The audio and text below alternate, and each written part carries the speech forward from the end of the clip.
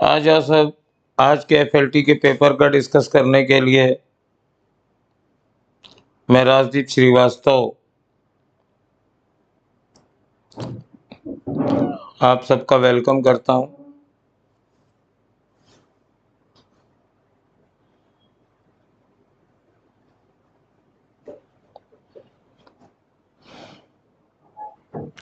M Smrityunjay Vishwas, good evening बेटा। Future doctor Simran, good evening. Harshita Rajput, good evening. Jay, good evening. तो चलिए discussion करते हैं। पहले बताओ कैसा था पेपर और तुम लोगों का कैसा हुआ, जरा कमेंट करके बताओ। और हम लोग शुरू करते हैं। पहला क्वेश्चन,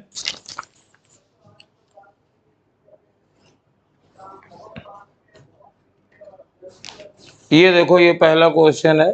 डायमेंशन का वही पुराना हंसता मुस्कुराता क्वेश्चन। वेलोसिटी ऑफ लाइट और जी और एच। अच्छा ये बताओ कि बार बार इन्हीं को क्यों चूज करते हैं? ज्यादातर क्वेश्चन में देखा होगा जी, एच और सी, इन्हीं को फंडामेंटल यूनिट बार बार बना लेते हैं। एक्चुअली ये प्लैंक्स के पैरामीटर हैं। प्लैंक ने अपना अलग यूनिट सिस्टम माना था, इसलिए था। खैर उससे हम लोगों को मतलब नहीं है, हमें डायमेंशन ऑफ मास लिखना है। तो देखो एक फॉर्मूला लिखते हैं जिसमें आए, तो E बराबर जी m1 m2 upon are. Energy है ना, पोटेंशियल एनर्जी लिखी है, तो कोई भी एनर्जी वाला फॉर्मूला यूज कर लिया। बस हमें ऐसा चाहिए था जिसमें ये सब मिले। और अब देखो एनर्जी की जगह मैं लिख दूंगा एच सी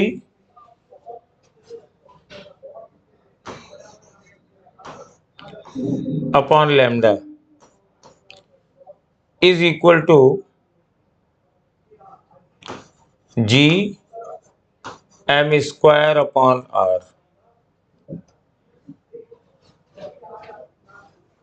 तो देखो भाई, लैम्डा से लैम्डा तो कट गया, लैम्डा से आर काट दिया।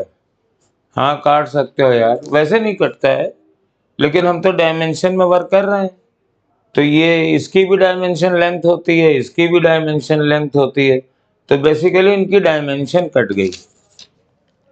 और m बराबर हो गया एच सी अपॉन जी का अंडर रूट, यानी h की पावर 1/2, c की पावर 1/2 और g की पावर -1/2। तो ये वाला आंसर हो गया। और देखो कितने आराम से हो गया ये, है ना। बाकी एक तरीका और होता है, मान लो m बराबर g की पावर x, h की पावर y, c की पावर z, सबकी डायमेंशन लिखो, फिर पावर्स को कंपेयर करो, फिर सॉल्व करो। ये देखो कितना प्यारा सा सोल्यूशन है।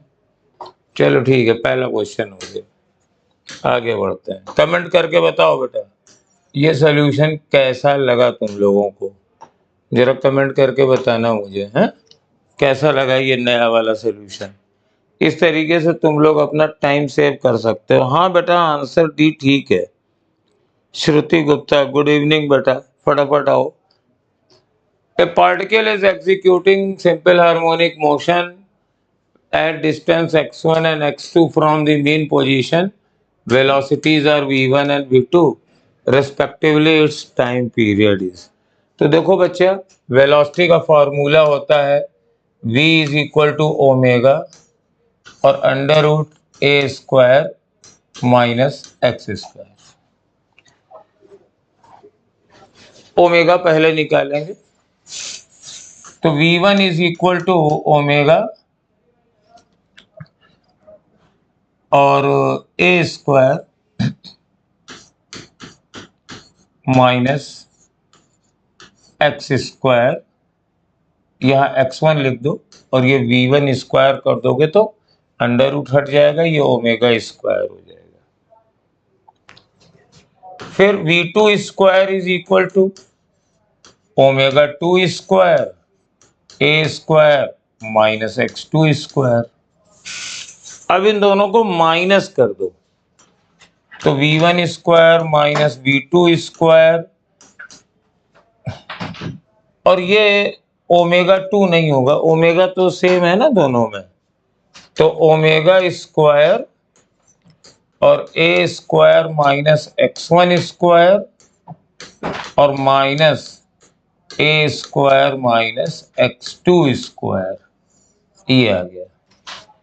तो V1 square minus V2 square is equal to omega square, तो ए स्क्वायर से ए स्क्वायर कट जाएगा, ये हो जाएगा x2 square minus x1 square.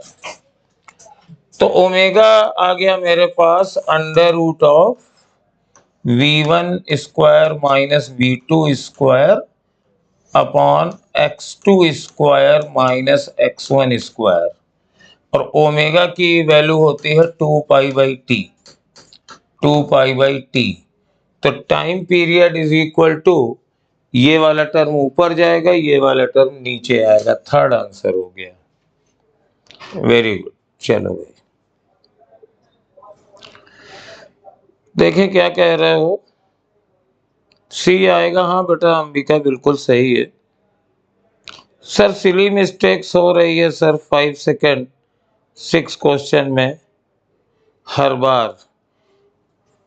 बेटा अभी तुम लोग थोड़ा जल्दी में हड़बड़ा के देते हो, अगर इसको कूल और काम रह के करो तो ये सिली मिस्टेक्स दूर हो जाएंगी। सिली मिस्टेक्स तभी होती है जब हम कुछ टेंशनाइज्ड होते हैं, पजल्ड होते हैं, पूरा फोकस उस पर नहीं रहता है, या फिर हम जल्दी में रहते हैं।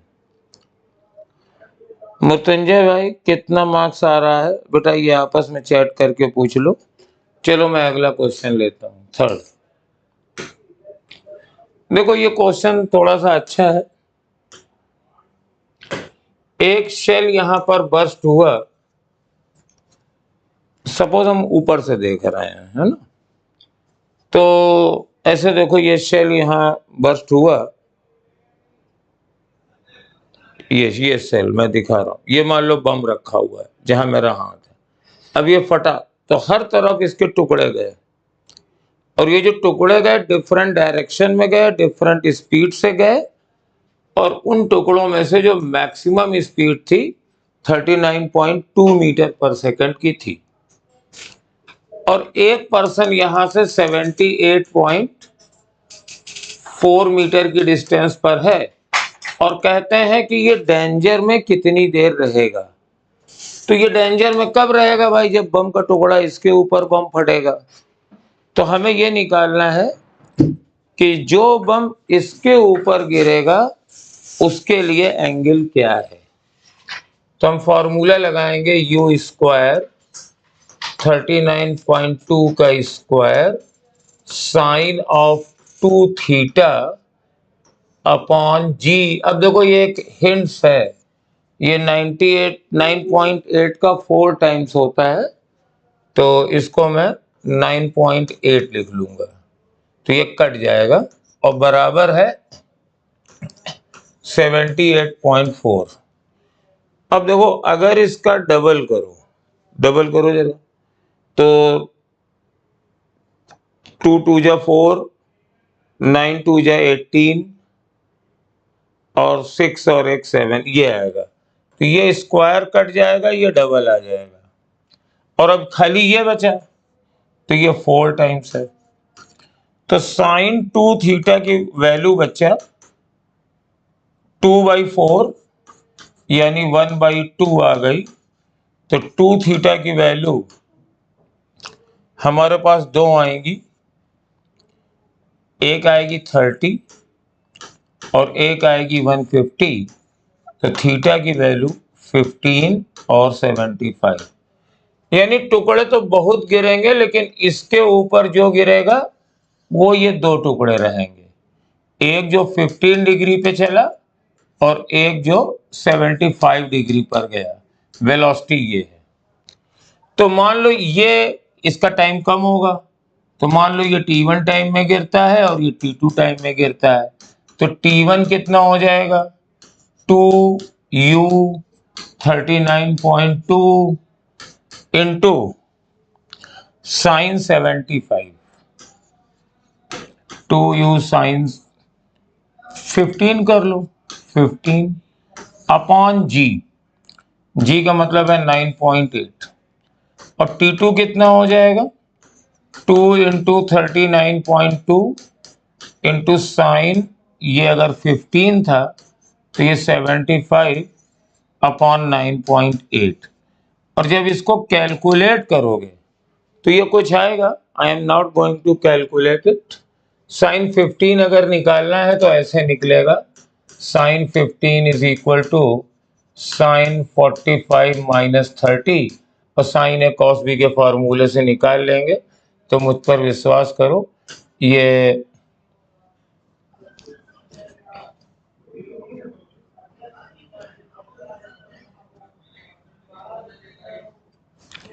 √3 माइनस 1 अपॉन 2√2 आएगा, और साइन 75 इसी तरीके से √3 प्लस 1 अपॉन 2√2 आएगा।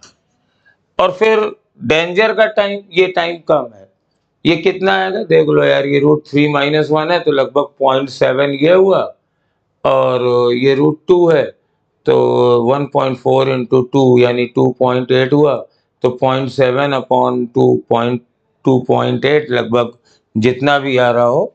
तो ये T1 टाइम से पहले सेफ है, उसके पहले कोई टुकड़ा नहीं गिरेगा, और T2 टाइम के बाद भी सेफ है, उसके बाद भी नहीं गिरेगा। तो जो डेंजर टाइम है वो T2 माइनस T1 है। अब बेटा तुम्हें क्या करना पड़ेगा, T2 माइनस T1 निकालना पड़ेगा। तो 2 इंटू 39.2 अपॉन 9.8 तो कॉमन ले लो, और साइन 75 तो √3 प्लस 1 अपॉन 2√2, और माइनस √3 माइनस 1 अपॉन 2√2, ये आ गया।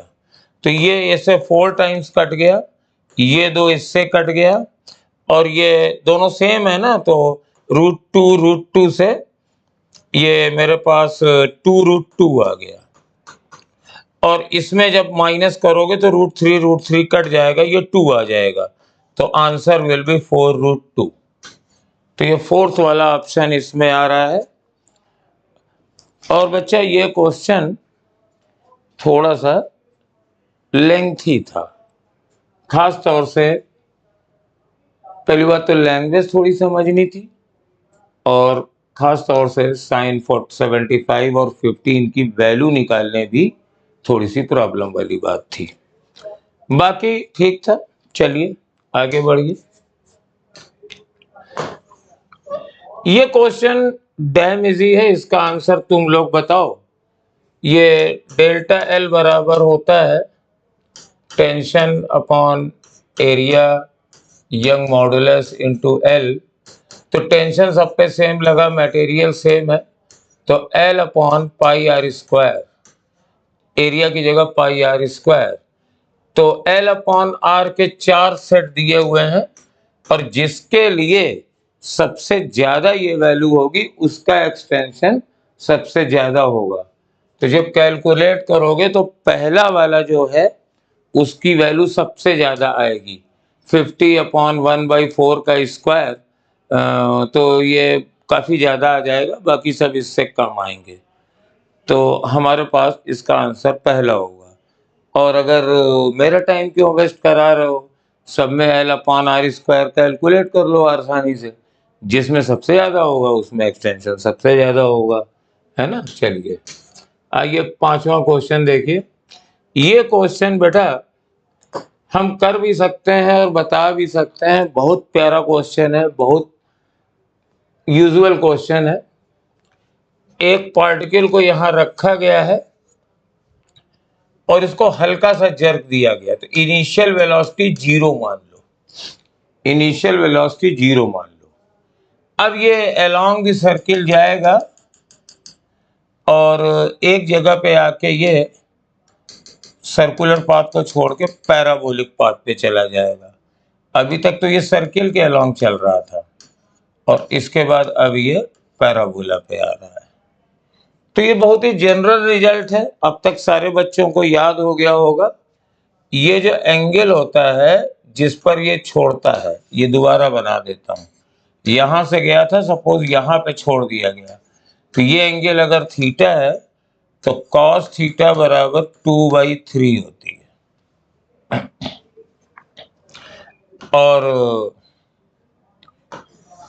सेंटर से अगर लेंगे तो ये डिस्टेंस r है और ये डिस्टेंस मेरे पास तुम निकाल सकते हो, ये डिस्टेंस बेटा r/3 आती है। cos 2/3 is equal to this upon r हो जाएगी और r में से ये r माइनस कर देंगे, तो r minus r cos theta मतलब 2/3, तो that is equal to 1/3r, तो h is equal to 1/3r हो गया। तो ये फोर्थ वाला आंसर है। और ये पूछ रहा है it will leave the circle at a vertical distance, यहाँ पे h पूछ रहा है, तो कभी बेटा ये h पूछता है, कभी सेंटर से पूछता है तो ये 2r/3 हो जाएगी, और कभी कभी ग्राउंड से पूछता है तब ये r प्लस 2r/3 हो जाती है। तो इसको कई फॉर्मेट में कर सकते हो और ये सर्कुलर मोशन में हर टीचर अपने नोट्स में कराता है। चलिए 6 देखिए, ये वेक्टर का बेटा क्वेश्चन है ना, तो कौन सरल है, देखो चोंच कहाँ चल रही है, ये अगर हम C लें और इसके हेड पर A बनाए तो पहले के टेल से दूसरे के हेड पे, तो मेरा एक्सप्रेशन है C plus A is equal to B। अब ये कहीं दिख रहा है तो A प्लस B बराबर C, तो यहाँ तो भाई माइनस आ जाएगा, ये नहीं आया। B प्लस C बराबर A, तो नहीं ये भी है, ये सही है, C प्लस A बराबर B। थर्ड वन इस डायरेक्ट दिख रहा है, चमक रहा है बिल्कुल, हमें आसानी से ये कर लेना चाहिए था। चलिए 6 है, 7th वाला देखिए, ये बेटा एनसीईआरटी में गेट का रिप्रेजेंटेशन है और 7th में इसका आंसर आप ये थर्ड वाला देख लीजिए। एनसीईआरटी में जहां ये लॉजिक गेट्स पढ़ाए जाते हैं तो इनके रियलाइजेशन होते हैं, भाई हम पढ़ लेते हैं कि एंड गेट है तो दोनों इनपुट 1 होंगे तभी आउटपुट 1 होगा, अदरवाइज 0 होगा, बट हम उसे बनाए कैसे, तो ये सारे गेट्स बेसिकली पीएन जंक्शंस और ट्रांजिस्टर्स को मिला के बनाए जाते हैं, और किस तरीके से बनाएंगे उसका एक सिंप्लीफाइड मॉडल को हम लोग उसका रियलाइजेशन मॉडल कहते हैं। और ये एनसीईआरटी में गेट के पहले बने हुए हैं, तो मैंने एंड वाला पूछ लिया है, इसमें ज़्यादा कुछ नहीं करना है, 3 हैं बस, एक एंड है, एक आर है और एक नॉट है, इनको आप देख लीजिएगा। नॉट गेट ट्रांजिस्टर से बनता है और ये दो में एक बार बैकवर्ड वाइज में रखते हैं तो ये एंड बनता है, फॉरवर्ड वाइज में रखते हैं तो ये हमारे पास आर बन जाता है। इसको याद कर लेना है एक तरीके से, और बाकी जो आपके भाई बहन इलेक्ट्रिक इंजीनियरिंग लेंगे वो अपनी बीटेक में इसकी पूरी डिस्क्रिप्शन देखें, आपको इसकी जरूरत नहीं है। Two metal spheres are falling through a liquid of density this with same uniform speed. The material density of a sphere is 1 and 2 are this, and ratio of their radii is. तो terminal velocity से गिर रहे हैं तभी ये constant speed से गिरेंगे, otherwise wait और अपथ्रस्ट का जो फोर्स होगा वो इसको एक्सेलरेशन देगा। तो ये टर्मिनल वेलोसिटी का फॉर्मूला है 2/9 rho minus sigma into g into are square upon eta. ये लिक्विड की डेंसिटी इतनी दी हुई है और ये दोनों सॉलिड की डेंसिटी दी हुई है। विस्कोसिटी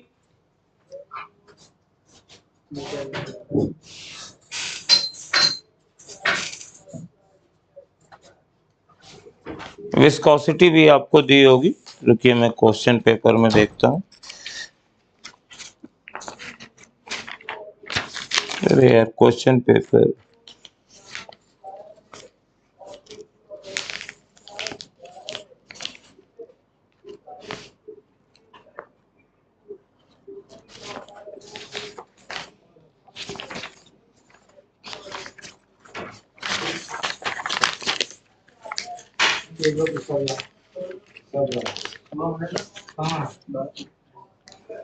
इसमें बेटा फिर अगर नहीं दिया है तो मैं तुम्हें बताऊं क्या करो, तुम विस्कोसिटी को नेग्लेक्ट कर दो या दोनों को सेम मान लो, डिवाइड कर दो। तो V1 अपॉन V2, ये 2/9 कट जाएगा, N कट जाएगा, G कट जाएगा, और लिक्विड सेम है तो ये तो सेम ही रहेगा। हाँ, विस्कोसिटी सेम रहेगी। तो V1 बराबर V2 is equal to rho minus sigma. तो 8 इंटू 10⁻³ माइनस 2 इंटू 10⁻³ और ये 11 इंटू 10⁻³ माइनस 2 इंटू 10⁻³। ईटा से ईटा कट गया क्योंकि लिक्विड तो वही है दोनों के केस में, और ये R1 square upon R2 square, और ये 1 है। तो 10⁻³ भी कट गया,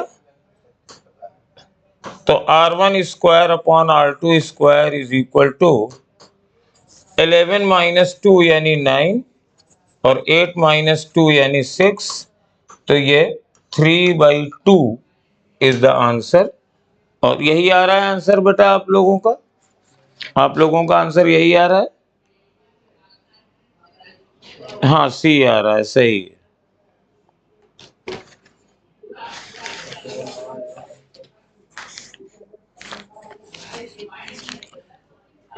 ये R1 square upon R2 square है, तो यस R1 अपॉन R2 is equal to √3/2। Sorry, मैं R1 ये डी वाला आंसर है इसका। चलो ठीक है। At what temperature the viscosity of liquid is minimum. तो जब टेम्परेचर बढ़ता है तो लिक्विड की विस्कोसिटी डिक्रीज करती है, गैसेस की बढ़ती है। तो इसमें सबसे कम टेम्परेचर है 15 और सबसे ज्यादा है 45। तो इसका तो आंसर थर्ड होगा, बिकॉज इट इज लिक्विड। अगर ये गैस होता तो इसका आंसर होता 50।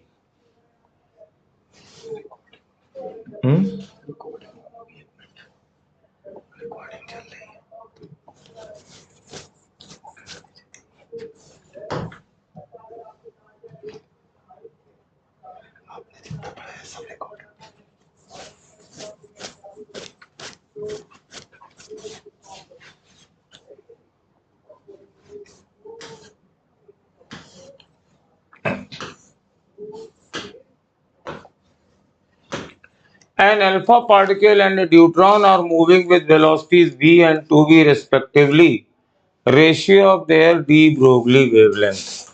तो de Broglie wavelength h upon mv। तो lambda alpha upon lambda deuteron is equal to mass of deuteron, velocity of deuteron upon mass of alpha particle, velocity of alpha particle. अब देखो deuteron का मास 2m होता है, alpha particle का मास 4m होता है, और अल्फा पार्टिकल की वेलोसिटी v है और ड्यूट्रॉन की वेलोसिटी 2v है। तो ये सारे टर्म कट गए, ये 1 आ गया। तो ये पहला आंसर हो गया ratio 1:1। This is ratio 1:1। Yes, पहला आंसर आ रहा है, ये आपका सही। 11th में देखिए ये भी थ्योरी का है। Which type of material the magnetic susceptibility does not depend upon temperature. तो डायमैग्नेटिक की नहीं डिफरेंस करती है। अगर मैं ससेप्टेबिलिटी और टेम्परेचर के बीच में ग्राफ करूं तो ये होती है डायमैग्नेटिक के लिए सबसे नीचे। This is your diamagnetic, paramagnetic सबको याद है, ये टी के इन्वर्सली प्रोपोर्शनल होती है, इसी को क्यूरी लॉ कहते हैं। और फेरोमैग्नेटिक की बात अगर करें तो ये एक टेम्परेचर के बाद डिक्रीज होती है, तो इसको कहते हैं proportional to 1/T minus Tc, और इसको क्यूरी टेम्परेचर वे कहते हैं। व्हाट हैपेंस बिफोर दिस, तो अगर ये एंटी फेरो है तो बढ़ती है, अगर फेरी फेरो है तो बहुत थोड़ी स्लाइटली घटती है। चलिए नेक्स्ट क्वेश्चन, ये बहुत ही अच्छा क्वेश्चन है और इसका आंसर है, हम बता दें आपको पहले से, आंसर है थर्ड। और इसमें थोड़ा मैथमेटिक्स है। A hydrogen atom in excited state of principal quantum number n, it's emits a photon of wavelength lambda when it's return to the ground state. तो हम जानते हैं 1/λ is equal to r, hydrogen atom है तो z बराबर 1, तो ये 1/1 square minus 1/n square है। अब ज्यादातर n दिया रहता है, लैम्डा निकालना होता है, इसमें भाई लैम्डा दे दिया है, n निकालना है। तो देखो ये क्या बना, ये 1/λ इज इक्वल टू बना r माइनस r/n स्क्वायर। तो r/n square is equal to r minus 1/λ, तो r लैम्डा माइनस 1/λ, तो n स्क्वायर बराबर r lambda upon r lambda minus 1, तो n will be square root of this whole thing. तो ये मेरे पास third answer हो गया, उलट के पूछ दिया था। आज का क्वेश्चन पेपर बेटा बहुत इजी था। चलिए आगे बढ़िए, ये भी बहुत सिंपल क्वेश्चन है। Electric current passes through a long straight copper wire, तो हम जानते हैं मैग्नेटिक फील्ड होती है म्यू नॉट अपॉन 4 पाई, और लॉन्ग वायर है तो 2I/r।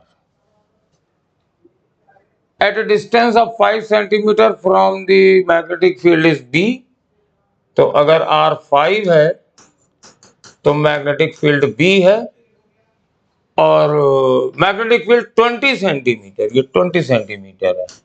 तो प्रोपोर्शनलिटी से कर लो, डिस्टेंस अगर 4 गुनी हो जाएगी तो मैग्नेटिक फील्ड भी 1/4 हो जाएगी, तो आंसर B/4 हो जाएगा, सेकंड आंसर हो गया। Very simple.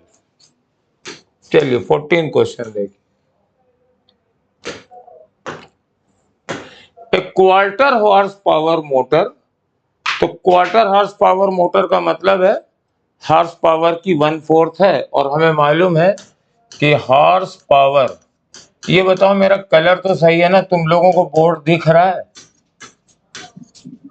बोर्ड दिख रहा है तुम लोगों को? जरा देखना बच्चे कमेंट क्या कर रहे हैं। बोर्ड, ये बेटा कलर विजिबल है सबको? हाँ ठीक है, सही सर है, तो ठीक है ये colour. The work done by the motor in 1 rotation, और ये स्पीड है 600 RPM, तो ओमेगा बराबर क्या हुआ? ओमेगा बराबर ये हो जाएगा 2 पाई और n की जगह 600/60, तो 0 0 कट जाएगा, तो ये 10 पाई आ गया, ये हो गया। ठीक है ना, कांस्टेंट स्पीड से घूम रही है, तो आरपीएम मतलब रोटेशंस पर मिनट, तो इसकी फ्रीक्वेंसी 600/60 होगी, और ओमेगा 2 पाई n आ गया। अब 1 रोटेशन घूमने में इसको टाइम कितना लगेगा?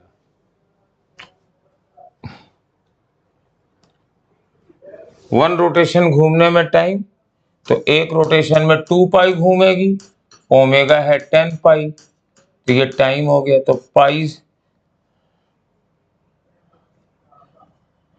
तो पाई से पाई कट गया, 1/5 हो गया। 1/5 सेकेंड में ये पावर कितनी लेगी? हॉर्स पावर है 746 वाट, इंटू टाइम, और इसकी 40% एफिशिएंसी है, मतलब 40% को ये वर्क में कन्वर्ट करती है। तो बस अब मेरा काम हो गया, ये 8 हो गया और ये 7.46 हो गया, और ये 7.46 को जब 8 से मिलेंगे तो अब इसको आप मल्टीप्लाई कर दीजिए। 8 छंग 48 होता है, 4 8 चौको 32, 4 36, 8 छंग 48। कुछ गड़बड़ हुआ?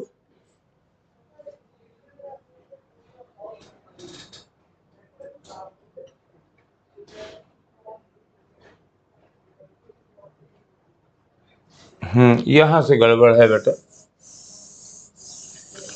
यहां से गड़बड़ है। तो 2 पाई इंटू 10 आया, तो ओमेगा 20 पाई है बच्चा। तो टाइम जो लगा वो हो गया 2 पाई अपॉन 20 पाई, यानी कि 1/10 हुआ।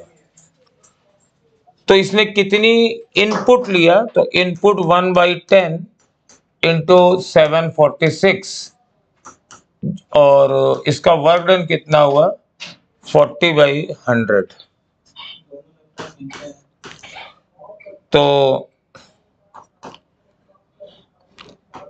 तो यहां देखिए, अब आप इसको मल्टीप्लाई कर लीजिए, एक जीरो से ये एक जीरो कट गया, तो 7.46 इंटू 4, तो 4 छंग 24 की 4 2, 4 चौको 16, 2 18 की 1, और 4 सतह 28 और 1 29। ये जूल है, इसको वर्ग में बदल लीजिए।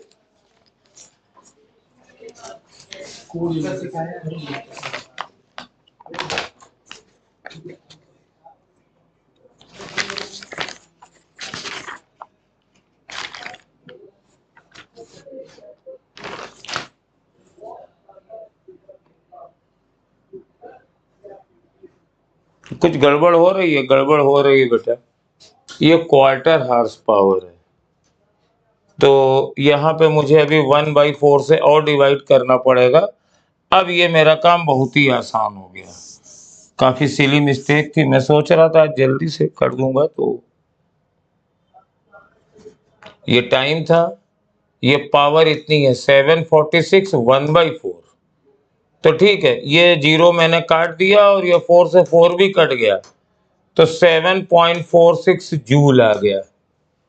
बहुत ही सिंपल क्वेश्चन है। मुझसे गड़बड़ हो रही थी, क्या हो रही थी? ये क्वार्टर टर्म छूट रहा था। चलिए नेक्स्ट में आइए।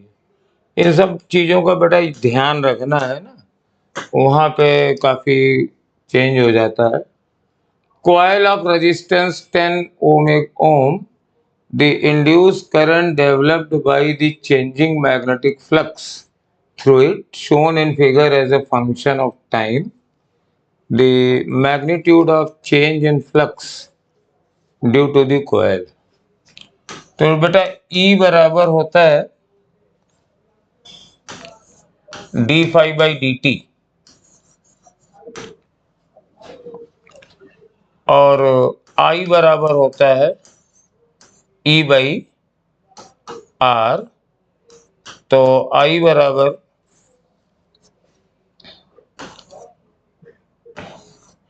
E/R, तो it is delta phi upon R delta T। अब I डेल्टा T उधर ले जाएंगे, तो I delta T that is a charge is equal to delta phi by R, और ये चार्ज है, तो डेल्टा फाई बराबर आ जाएगा R इंटू आई डेल्टा टी। अब बेटा I कांस्टेंट तो है नहीं, तो I डेल्टा टी का एरिया ले लेंगे, तो हाफ 4 इंटू 0.1, ये I डेल्टा टी टोटल आ गया, और रेजिस्टेंस है तुम्हारा 10 ओम, तो 10 ये 0.1 से चला गया, 2 वेबर पर मीटर स्क्वायर का आंसर आ जाएगा। तो अच्छा क्वेश्चन था, नीट के बिल्कुल लायक था, थोड़ा सा घुमा के पूछा गया था। चलिए सही है। अब आइए 16, ये बहुत पुराना टाइप का क्वेश्चन है। जब फ्रीक्वेंसी F1 थी तो स्टॉपिंग पोटेंशियल V1 था, और जब फ्रीक्वेंसी F2 है तो स्टॉपिंग पोटेंशियल क्या होगा? तो EV1 बराबर HF1 माइनस वर्क फंक्शन और EV2 बराबर HF2 minus work function. V1 मालूम है, V2 निकालना है तो माइनस कर दो। EV2 माइनस EV1 बराबर HF2 माइनस HF1।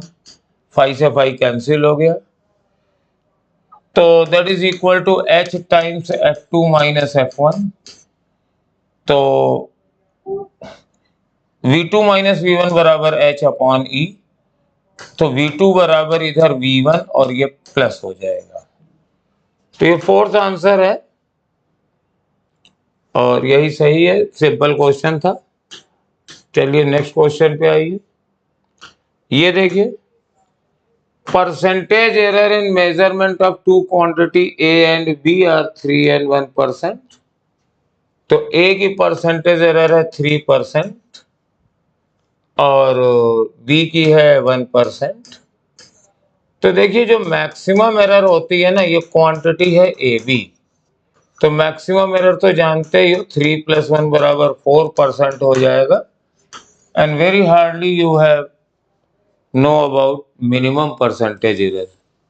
तो मिनिमम परसेंटेज एरर क्या होगी ना बेटा, ये जुड़ने का क्या है, जैसे एक पॉजिटिव एरर होती है, एक नेगेटिव एरर होती है। तो अगर हम दोनों क्वांटिटी को ज्यादा नाप लें तो बढ़ जाती है एरर, दोनों को कम मान लें तो एरर ज्यादा हो जाती है। एक में पॉजिटिव एरर मैक्सिमम होती है, एक में नेगेटिव एरर। लेकिन अगर एक को ज्यादा नाप लें, एक को कम नाप लें, तो वो एरर मिनिमाइज हो जाती है, क्योंकि दोनों एरर एक दूसरे को कैंसिल करती हैं। तो कॉमन सेंस की बात है, मिनिमम एरर के लिए हम लोग 3 - 1 कर देंगे, तो दैट इज 2%। तो इसका आंसर सेकंड हो जाएगा। मिनिमम एरर का कोई कॉन्सेप्ट नहीं ज्यादा देता है, बिकॉज हम लोग ये जानने की कोशिश करते हैं कि उसमें ज्यादा से ज्यादा एरर कैसे होती है, क्योंकि हम उसे ओवरकम कर सकें। बट मिनिमम एरर इस तरीके से होती है। और ये भी बड़ा अच्छा क्वेश्चन है। ये एक, किस हाइट पर बॉडी का वेट, तो वेट बराबर जानते हो mg। तो बॉडी ऊपर जाए नीचे जाए कहीं जाए, m तो बदलता नहीं है। तो अगर वेट को 1/16 होना है तो मतलब g को g/16 होना है, और ये हाइट पे जा रहे हैं, ये अर्थ की सरफेस पे। तो g/16 is equal to g, और ये तुम जानते ही हो क्या होता है, r² अपॉन r + h का स्क्वायर। जी ने जी को मार दिया और स्क्वायर रूट भी हमने ले लिया साथ में, तो r अपॉन r + h हो गया। तो 4r - r बराबर h, तो h बराबर 3r। हाँ, r + h बराबर 4r, h बराबर 3r इज द आंसर। चलिए नेक्स्ट क्वेश्चन में आइए।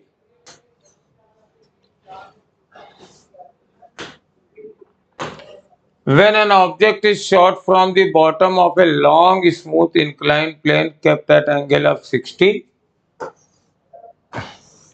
तो ये 60 डिग्री का इंक्लाइन प्लेन है और इसको ऐसे शॉर्ट किया गया। It can travel A distance x1। तो सपोज ये x1 गया, तो फॉर्मूला लगा दो इसका, एक्सेलरेशन क्या होता है इंक्लाइन प्लेन पे।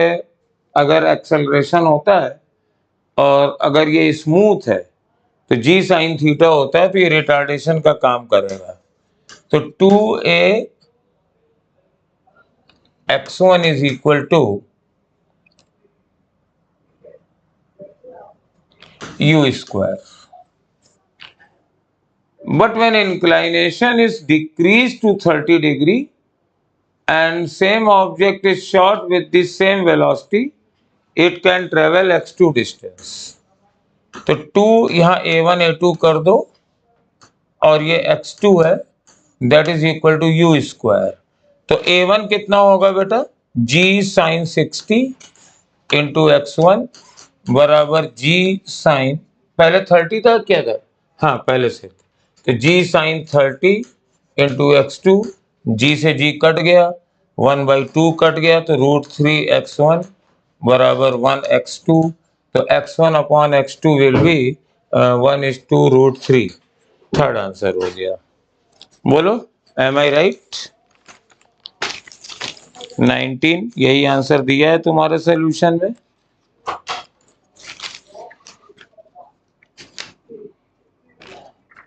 हाँ थर्ड है। चलिए नेक्स्ट क्वेश्चन है ये 20th।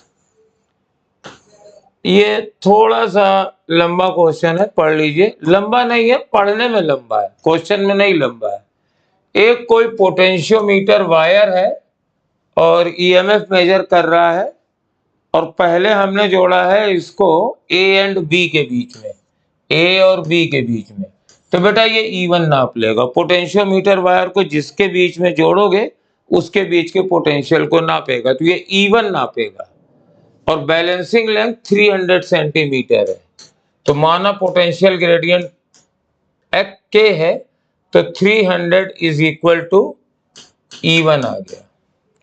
और फिर जोड़ा गया ए और सी के बीच में, तो इस बार ए से जोड़ा गया और सी से जोड़ा गया। तो अब ये नापेगा E1 माइनस E2। ध्यान से देखो, दोनों सेल उल्टे जुड़े हुए हैं। तो K into 100 is equal to E1 minus E2। E2 minus E1 क्यों नहीं, क्योंकि E1 ग्रेटर देन E2 दिया हुआ है।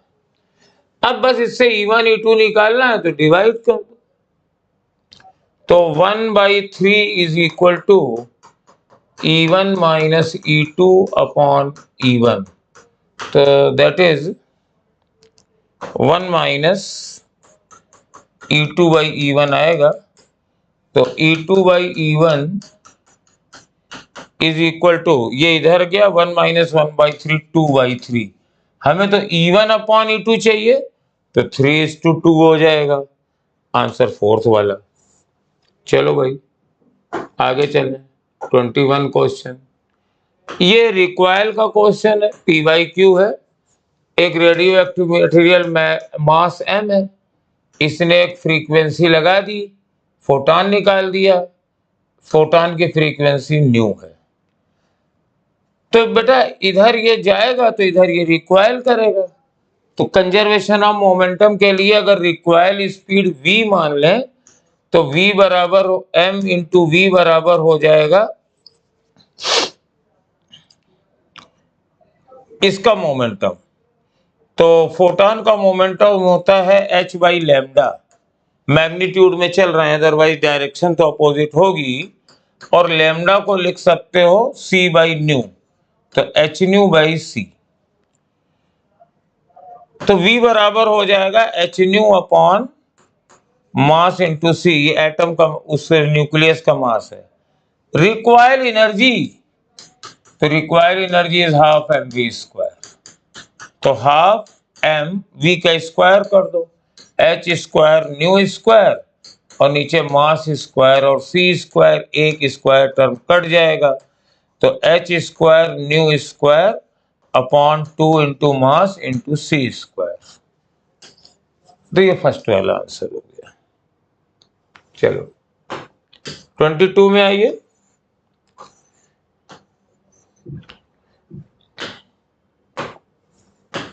आइडियल गैस 4 प्रोसेस से गई, साइक्लिक है।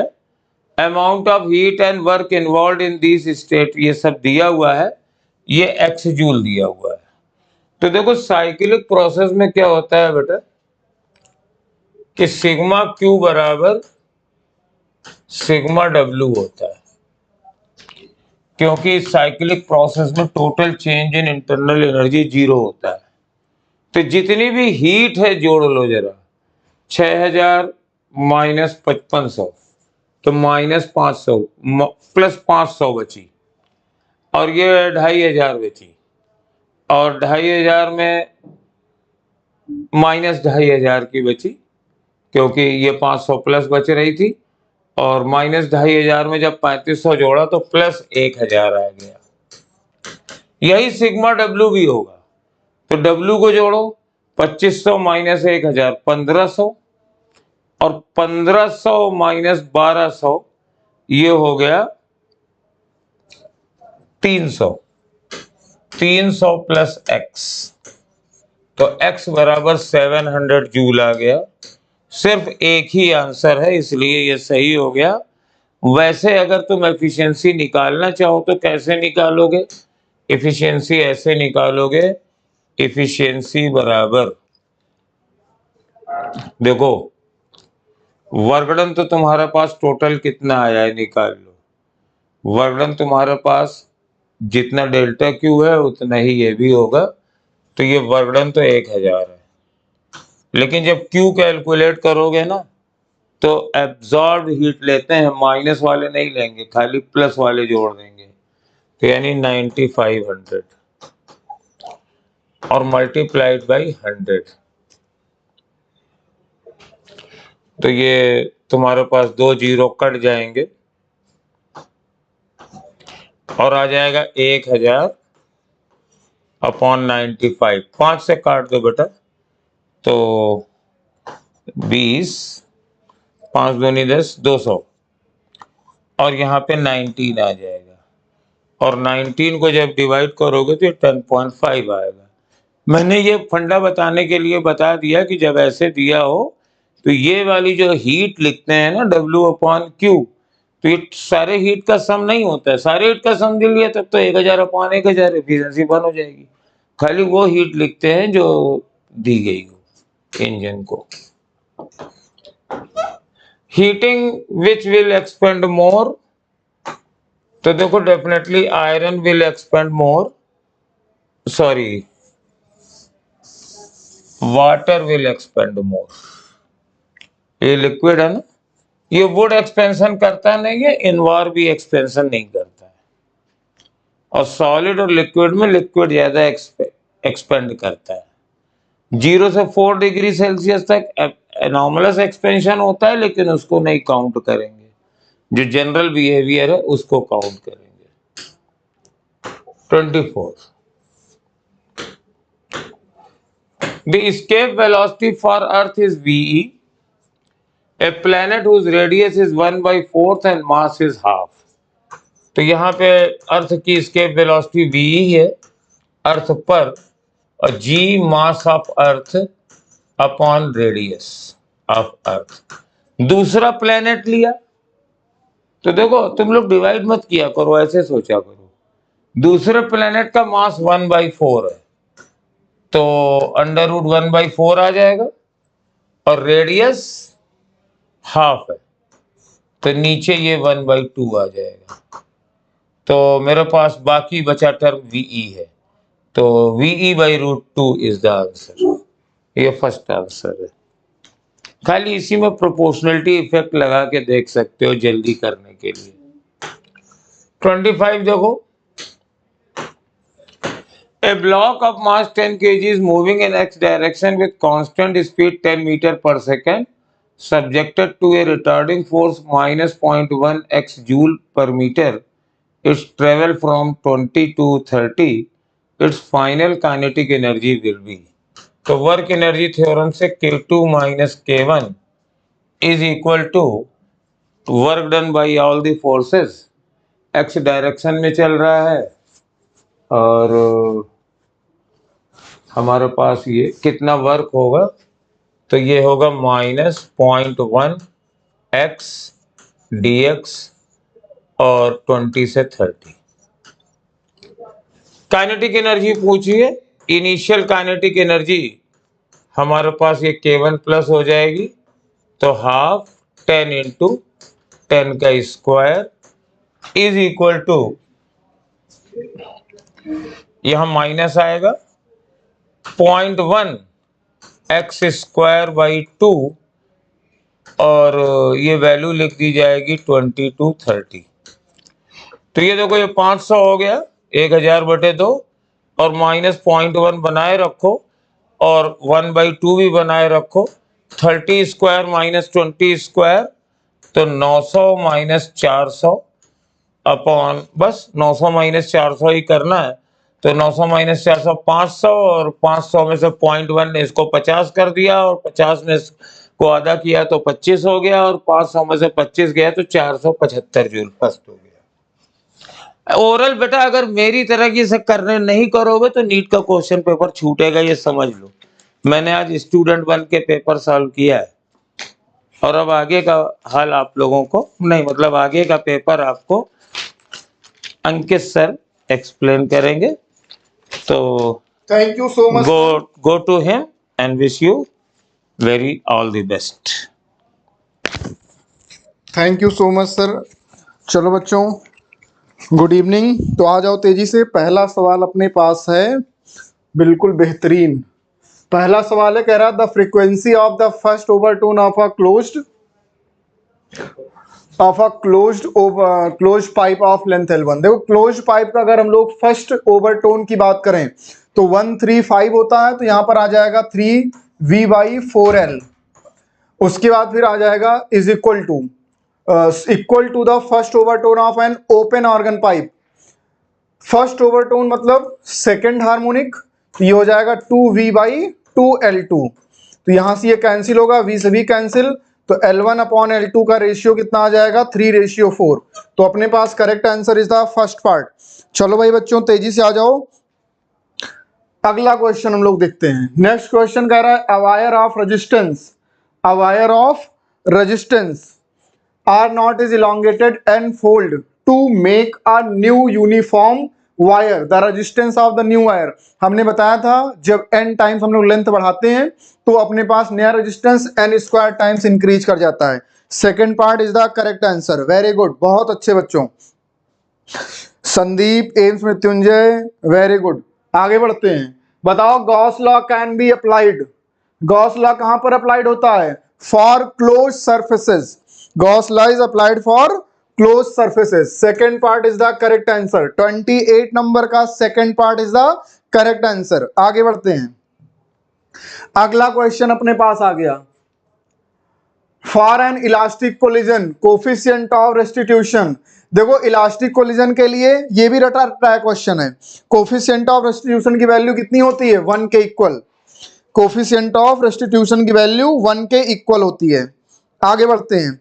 अगला क्वेश्चन, अगला कह रहा है light from to coherent source of same amplitude A and wavelength lambda illuminates the screen. The intensity of the central maximum is I naught. Central maximum की intensity कितनी है? I naught. If the source is incoherent, the intensity at the same point will be। देखो incoherent source की अगर हम लोग बात करेंगे तो इंटेंसिटी अपना हर एक पॉइंट पर, मतलब जितने भी स्क्रीन पर जो भी पॉइंट हम लोग लेंगे हर एक पॉइंट पर इंटेंसिटी I0/2 होगी। ठीक, क्लियर है भाई बच्चों? तो fourth part is the correct answer. कोई बच्चा पूछ रहा है 28। हाँ बेटा, कह रहा है कि Gauss law can be applied. Close surface के लिए हम लोग बेटा अप्लाइड करते हैं। देखो सिमेट्रिक हो या ना हो, क्लोज सरफेस होगा तब भी काम चल जाएगा ना, तो अपने पास करेक्ट आंसर बी हो जाएगा। ठीक है, आगे बढ़ते हैं। 31 number, the area of acceleration displacement curve of a body gives. Acceleration displacement curve, देखो बेटा क्लोज सरफेस होना चाहिए, उसका सिमेट्रिक और असिमेट्रिक से कोई लेना देना नहीं है, केवल और केवल क्लोज सरफेस होना चाहिए। चलो आगे बढ़ते हैं। The area of acceleration displacement curve of a body gives. Acceleration displacement curve की बात कर रहे हैं, तो अपने पास एक्सेलरेशन डिस्प्लेसमेंट कर्व का अगर हम लोग एरिया निकालेंगे तो कुछ ऐसा आएगा, ए dx टाइप का डिस्प्लेसमेंट हो गया और ये एरिया, ये एक्सेलरेशन है। एक्सेलरेशन को लिख सकते हो dv/dt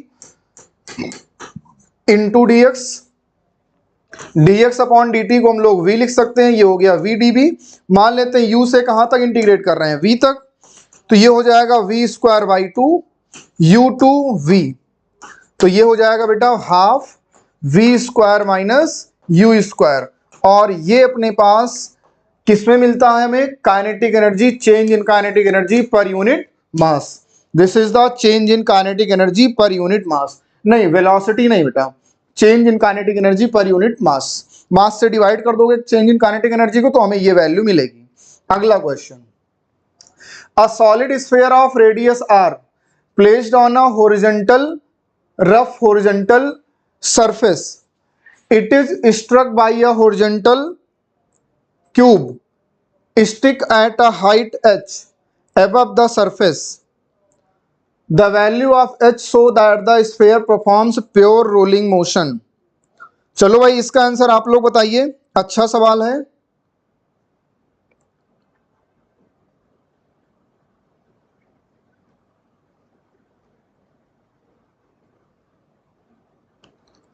चलो भाई इसका आंसर बताओ तेजी से।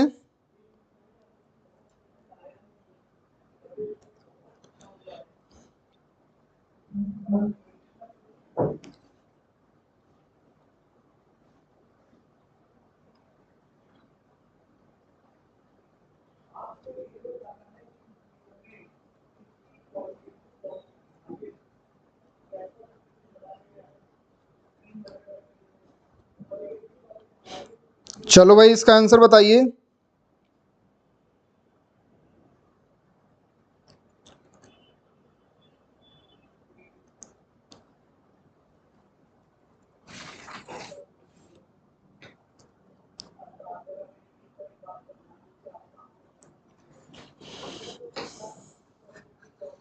चलो भाई, तो अपने पास हम लोग यहां पर अपने पास ये है क्यूब है, ये अपने पास क्यूब है जो कि h हाइट पर है, इससे जाकर के टकराता है, तो हम लोग यहां पर कंजर्वेशन ऑफ एंगुलर मोमेंटम हम लोग लगाएंगे, तो कितना हो जाएगा M V, M into V और आर कितना हो जाएगा परपेंडिकुलर डिस्टेंस h के इक्वल, ठीक। और अगर हम लोग यहां पर लिखना चाहें कंजर्वेशन ऑफ मोमेंटम अगर लिखने लगाते हैं तो एंगुलर मोमेंटम, तो यहां पर ये हो जाएगा I P into omega, I P into omega. अब यहां से M V into H is equal to I P कितना हो जाएगा बेटा, स्फेयर है तो ये बन जाएगा 2/5 एम आर स्क्वायर प्लस, अब इसका अगर हम लोग डिस्टेंस अगर देख लें तो ये वाली डिस्टेंस, ये यहाँ कोई पॉइंट अपने पास पी होगा, तो ये वाली डिस्टेंस हो जाएगी M into are square into omega, omega is the V upon R, तो वी से वी कैंसिल, एम से एम कैंसिल, तो यहां पर आ जाएगा h is equal to 2/5 M R square plus M R square, 7/5 M R square into 7/5 R square, 7/5 R square upon R, तो यहां से आर कैंसिल, तो यहां से बेटा आ जाएगा h is equal to 7/5 R, h is equal to 7/5 R. D part is the correct answer. बहुत अच्छे बच्चों, वेरी गुड।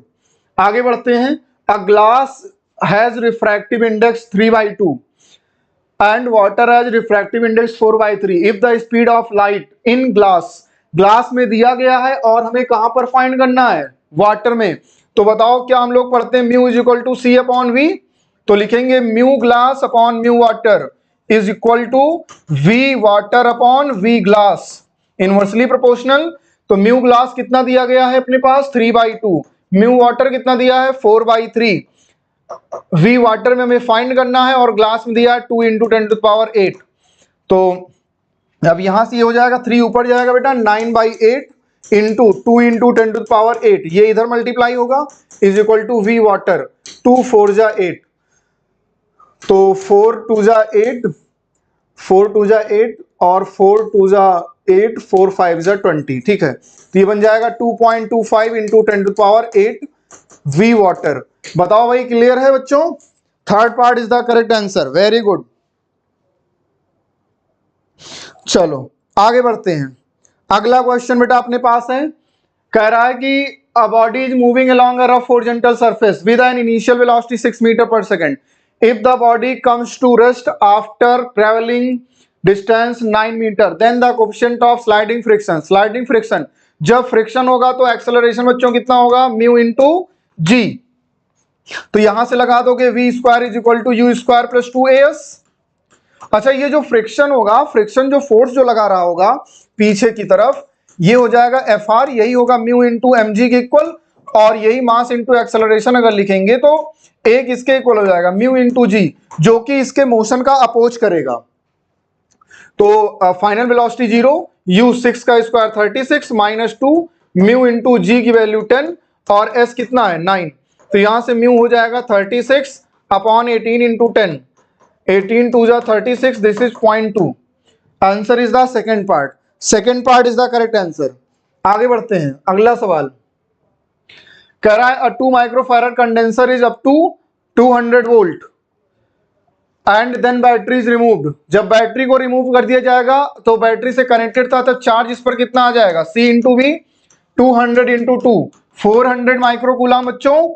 इसके बाद on connecting this with another uncharged condenser in parallel, parallel में कनेक्ट कर देते हैं दूसरा, the potential difference between two plates are found to be 40 volt. मतलब कहने का है कि जब एक अपने पास कंडेंसर था और दूसरा जब उस पर अटैच कर दिया गया पैरेलल में, तो जो कंप्लीट जो अपने पास नेट जो कॉमन जो पोटेंशियल निकल करके आया वो 40 वोल्ट है। The capacity of second condenser, तो भाई कॉमन पोटेंशियल कितना होता है, net charge upon net capacitance. Net potential कितना हो जाएगा 40, नेट चार्ज 400 और कैपेसिटेंस नेट कितना हो जाएगा C प्लस, पहले से है 2, तो बताओ C प्लस 2 कितना हो गया बेटा, कैंसिल करोगे 4 दामा 40, ये हो गया 10, तो C is the 8 microfarad is the correct answer. बोलो बात क्लियर है। आगे बढ़ते हैं, अगला question, a straight wire conductor of length 0.4 metre is moving with a speed of 7 meter per second perpendicular to a magnetic field B of intensity 0.9 Weber per meter square. Velocity length of the wire is also perpendicular, मतलब VBL ये सब के सब क्या है, perpendicular हैं। तब बताओ अपने पास EMF इंड्यूस्ड कितना होगा, E is equal to VVL, B की वैल्यू 0.9, V की वैल्यू 7, L अपने पास लेंथ है 0.4, आंसर 0.36 इंटू 7, आई थिंक आ जाएगा 7 3 जा 2.52 वोल्ट, कितना होगा 36 का 2.52 वोल्ट। आगे बढ़ते हैं, अगला सवाल। Thank you so much love, sir आप बहुत स्मार्ट लगते हैं टी शर्ट में, थैंक यू। आगे बढ़ते हैं, figure shows the graph of velocity versus displacement of a particle executing SHM, find the period of oscillation. देखो भैया मैक्सिमम वेलोसिटी कितनी दी गई है 0.6 और मैक्सिमम वेलोसिटी होती है v is equal to a omega, v अपने पास कितना दिया 0.6, a की वैल्यू डिस्प्लेसमेंट 10 दी गई है, इनटू ओमेगा कितना हो जाएगा 2 पाई बाई t, तो बताओ t की वैल्यू कितनी हो जाएगी 2 pi upon 2 pi into 10 upon 0.6, तो ये अपने पास वैल्यू कितनी आ जाएगी बेटा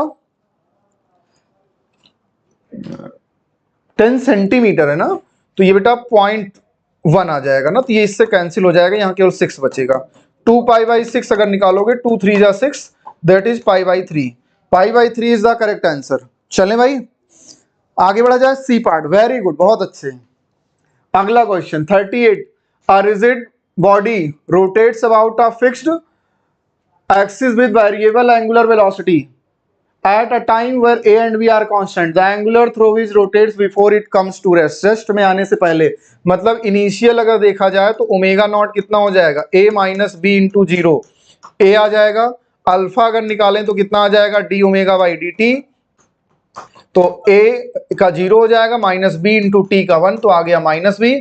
हमसे रेस्ट में आने से पहले की बात पूछ रहा है, तो omega square is equal to omega not का square plus 2 alpha into theta. बोलो बात ठीक है।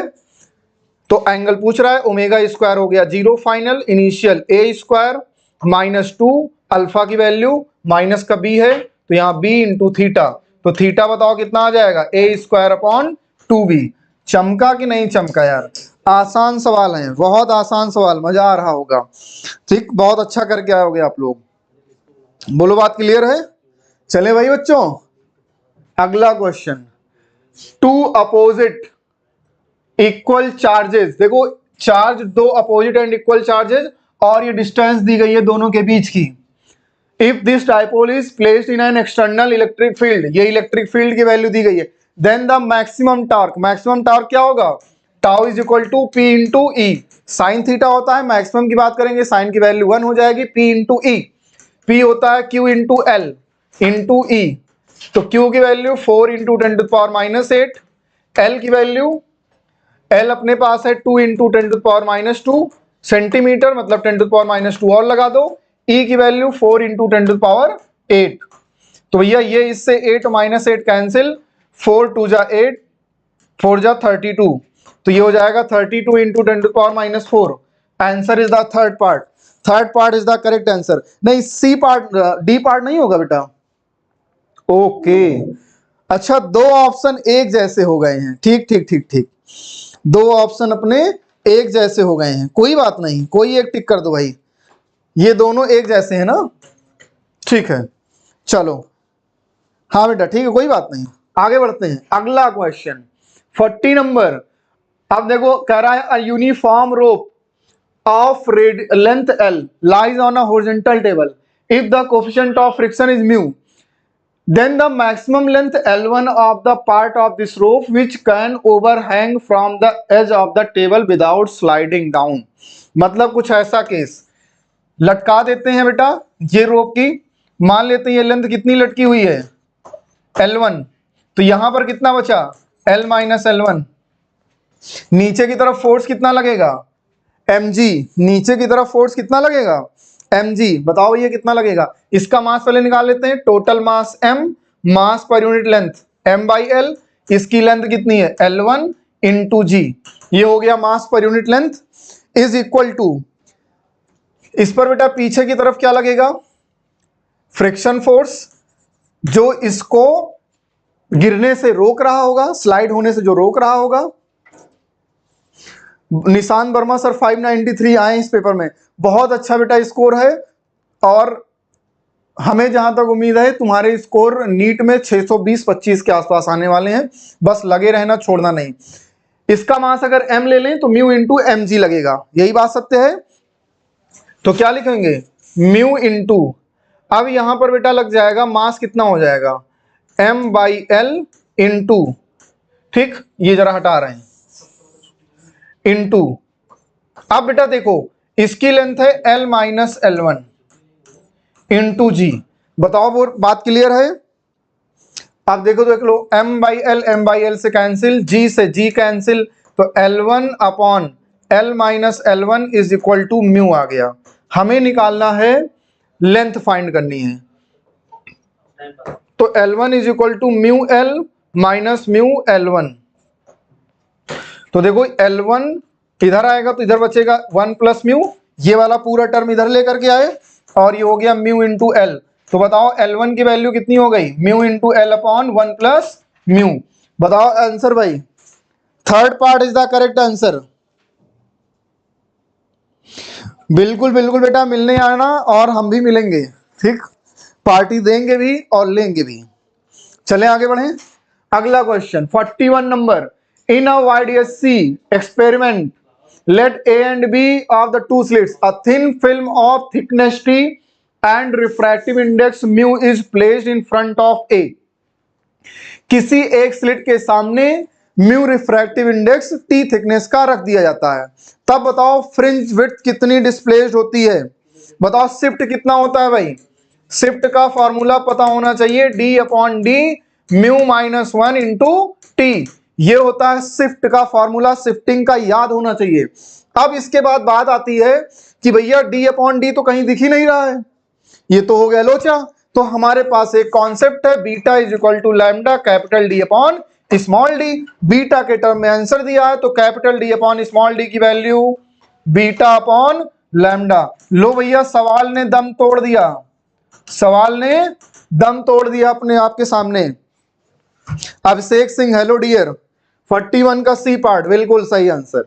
42 number, a body of mass m, a body of mass m rests on a horizontal floor with which its coefficient of static friction mu it is desired to make the body move by applying the minimum possible force F. The magnitude of thin this minimum force. देखो बेटा, इस सवाल का answer हम आपको direct बता दे रहे हैं कि इस क्वेश्चन का आंसर ये होगा, और इसको याद करना ही समझदारी है, क्योंकि इसमें डिफरेंशिएशन बहुत अच्छे स्तर पर लगेगा, जो कि आपको ट्राई करने की जरूरत नहीं, ना नीट में इतना टाइम मिलेगा। तो भैया इसको याद कर लो, ना हम हैं बताने वाले।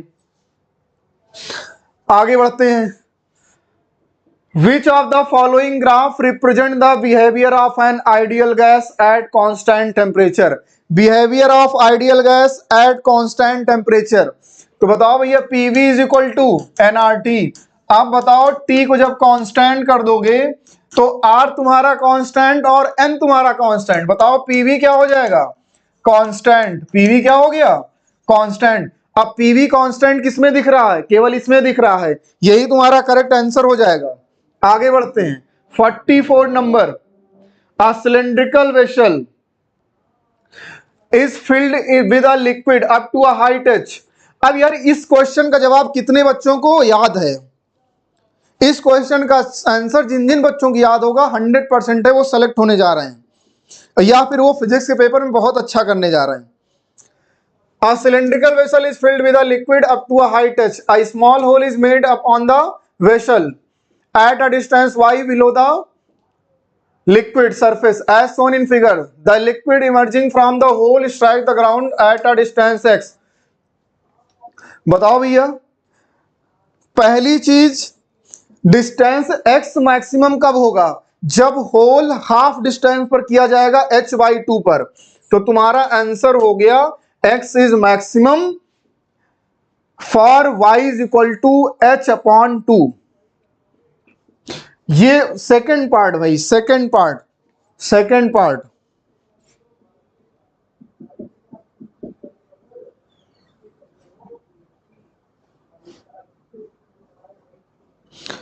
ठीक है बेटा।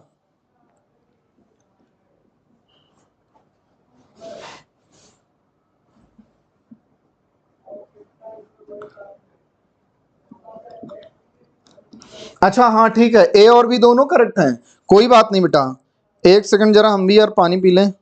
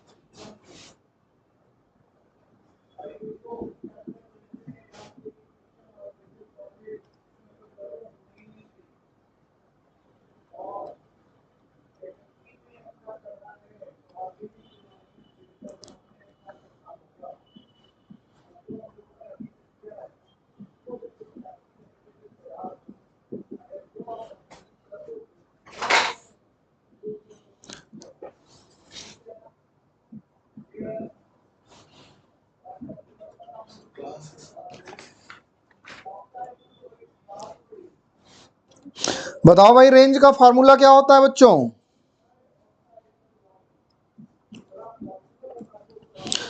बताओ भाई, रेंज का फार्मूला क्या होता है? x is equal to 2gh under root h minus h। x is equal to √2gh h minus h। अब मैक्सिमम यहां पर कब हो जाएगा बेटा x? जब वैल्यू हो जाएगी h/2 के इक्वल। h/2 के इक्वल, जब h की वैल्यू किसके इक्वल हो जाए? h/2 के इक्वल। मतलब ये वाली हाइट कितनी हो जाए बेटा? h/2, या इसको बोल दें h is equal to h/2। तब x अपने पास मैक्सिमम हो जाएगा। अब कह रहा है x is equal if depth y और h माइनस y, मतलब y हो जाए या h माइनस y। हाँ ठीक है, y हो जाए या फिर h माइनस y, ठीक है, तो दोनों पर इक्वल होगा। तो बेटा a और b दोनों करेक्ट होंगे, तो C part is the correct answer. C part is the correct answer. चले भाई आगे बढ़ते हैं।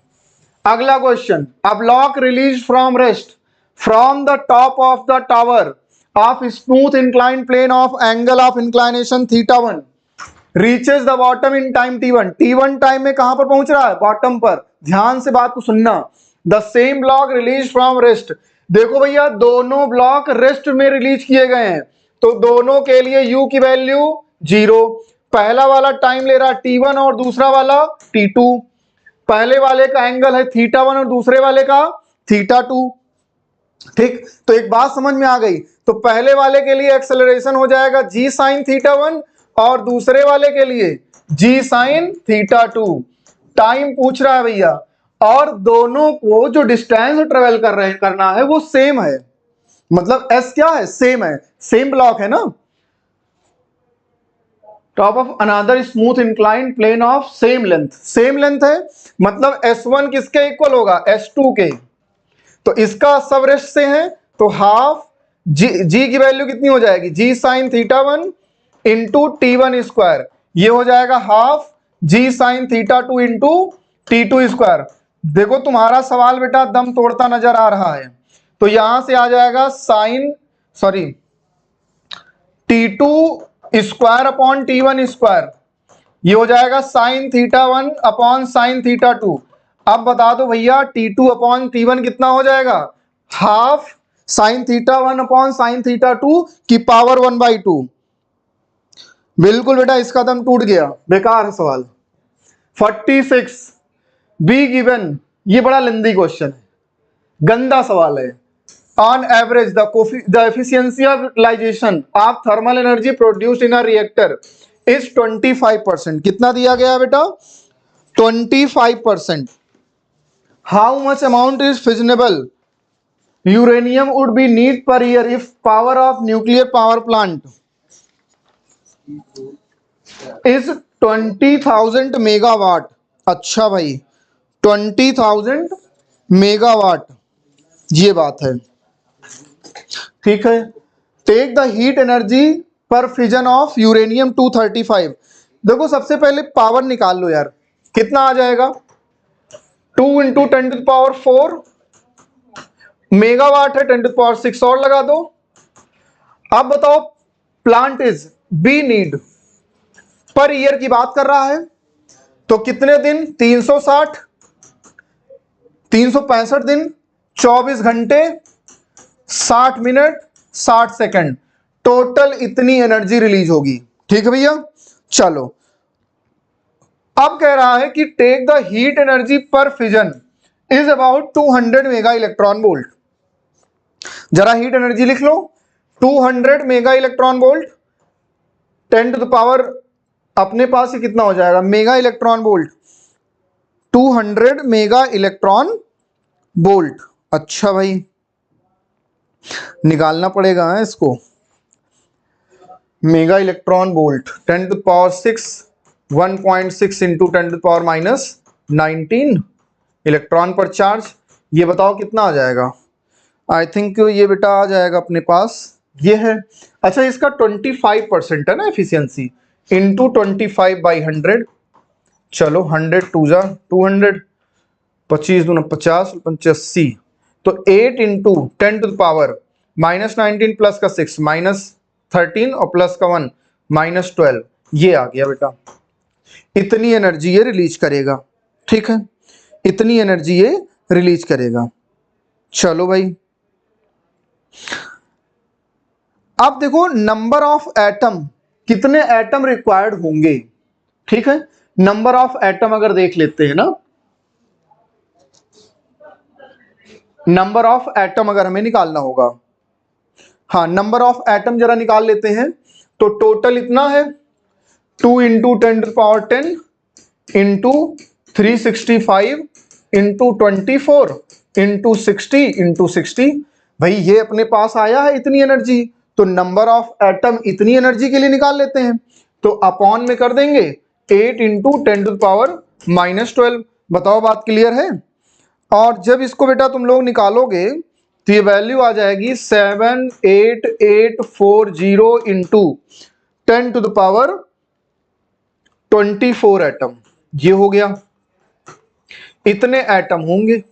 चलो भाई अब जरा हमसे पूछ रहा है कि how much amount of फिजनेबल uranium would be need per year, इतनी एनर्जी के लिए कितने यूरेनियम की बात कर रहा है, मतलब यूरेनियम के इतने एटम जाएंगे, हमें मास निकालना है। क्या निकालना है? मास हमें निकालना है, ठीक, मास हमें निकालना है। तो अब हम लोग निकाल लेते हैं यूरेनियम 235, एक मोल यूरेनियम में कितने होते हैं एटम? 235 ग्राम हो गया, इंटू 10 टू द पावर अगर -3 कर देंगे तो केजी में आ जाएगा, upon 6.023 into 10 to the power 23। ये बेटा अपने पास हो गया एक एटम का मास। कितने का मास हो गया? एक एटम का मास हो गया। हमारे पास एटम कितने हैं? इतने एटम हैं, 78840 इंटू 10 टू पावर 24। अब जब तुम इसको मल्टीप्लाई करके निकालोगे तो ये आ जाएगा 3 इंटू 10 टू पावर 4 केजी। थोड़ा सा लेंदी है सोल्यूशन, इसका थोड़ा लेंदी है, ठीक, फालतू क्वेश्चन, सही बात है, मान सकते हैं, ठीक, थोड़ा लेंदी क्वेश्चन है क्योंकि आया था पिछले साल, इसलिए लेंदी क्वेश्चन ट्राई करना बनता भी है।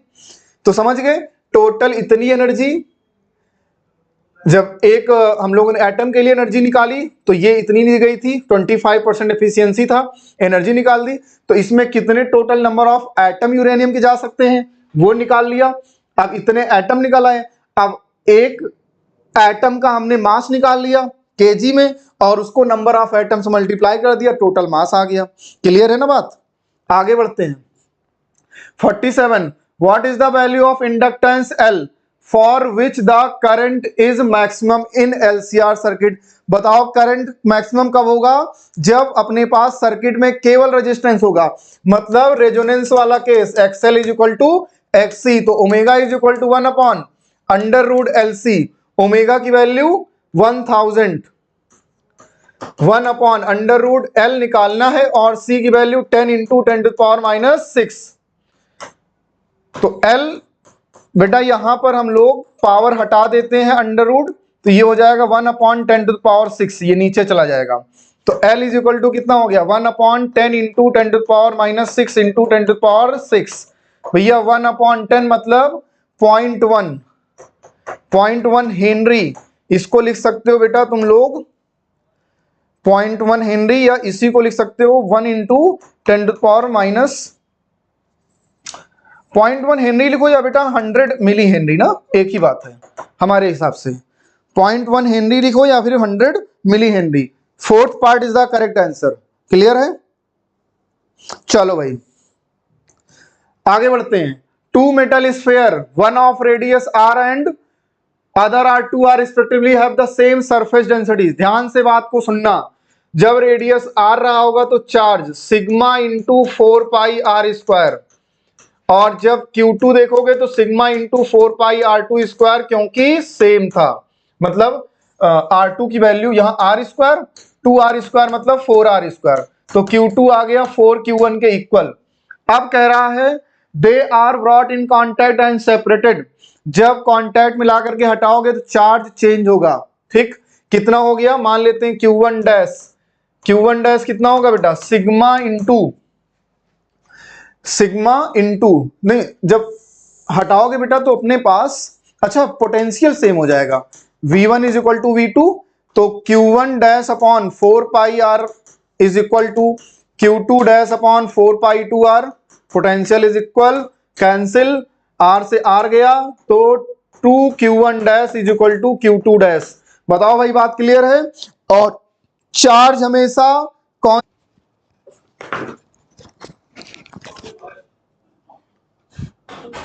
चेक कर के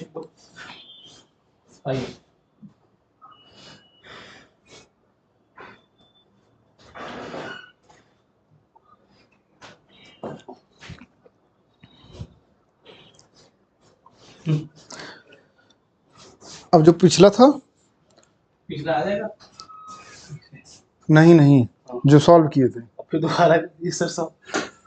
चलो बेटा, तो हम लोगों ने क्या निकाल लिया था? 5/3 सिग्मा क्या आ गया था अपना बेटा? Q1।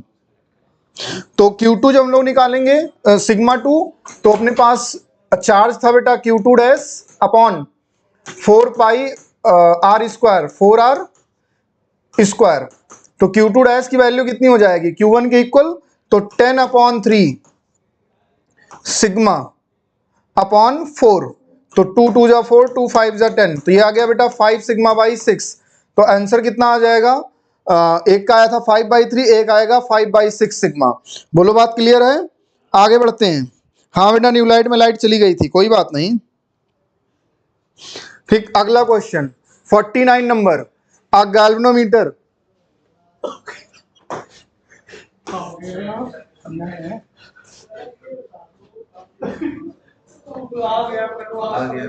a galvanometer of resistance G।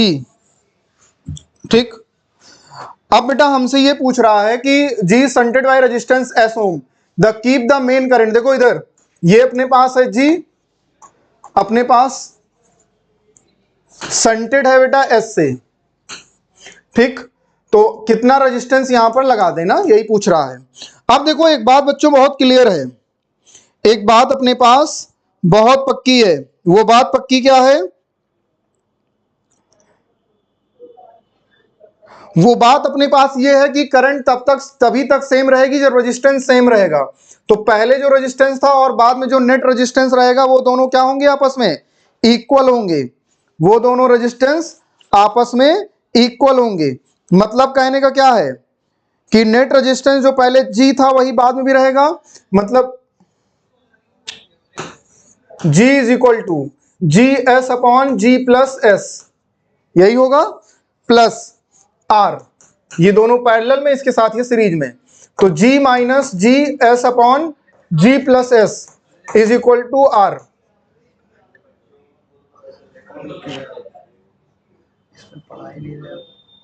अरे यार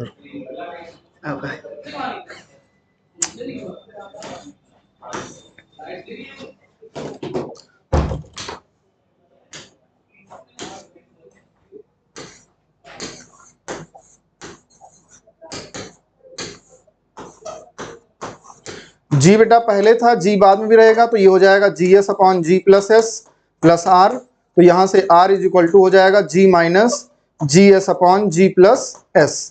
ठीक, और जब इसको हम लोग सॉल्व करेंगे तो अपने पास आंसर जो निकल करके आएगा वो हम आपको बता दे रहे हैं बेटा, वो आंसर आएगा G square upon S plus G। Fourth part is the correct answer. चलो आगे बढ़ते हैं। 50 number, an observer moves towards a stationary source of sound with speed 1/5 of the speed of sound. The wavelength and frequency of the source emitted are lambda and f respectively. The apparent frequency and wavelength recorded by the observer. देखो बेटा wavelength में कोई change नहीं आएगा, change अगर आएगा frequency में, और फ्रीक्वेंसी होगी f dash is equal to f v plus observer की speed upon v plus minus source की स्पीड, तो f इंटू वी प्लस ये हो जाएगा v नॉट बाई 5, और ये v बाई 5 हो गया, और ये v है, तो f इंटू ये हो जाएगा बेटा 6v बाई 5v, कैंसिल 5 1.2, तो इसको लिखेंगे 1.2 f, क्योंकि जब ऑब्जर्वर अगर सोर्स के पास आ रहा होगा तब हम लोग पॉजिटिव साइन लेते हैं, और जब सोर्स ऑब्जर्वर के पास आ रहा होगा तो नेगेटिव साइन लेते हैं। ठीक है बच्चों, all the best, bye bye बच्चों, आपको पेपर अच्छा हुआ होगा, ऑल द बेस्ट।